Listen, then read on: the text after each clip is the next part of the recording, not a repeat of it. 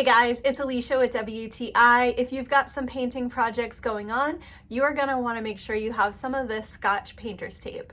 This painter's tape makes your job a lot easier because it allows you to get nice clean lines and edges even if you are a novice painter or you're a little bit messy. It can really make a big difference. So it's easy to apply. You just tape it down on your surfaces along your edges, and then you can go ahead and paint, and it allows you to get a very clean and professional look, and the tape really stays in place well while you're painting. Once you're done, you just peel that tape back over itself and you've got a nice clean line.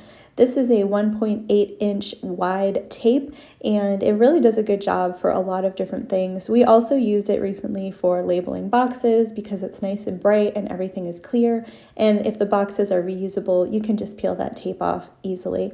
It doesn't leave any sticky residue and it holds really well, so we just love it. It's great for all kinds of different things around the house and different projects. So we absolutely love this painter's tape and we use it all the time in various projects. I would definitely recommend it, and that's my point of view.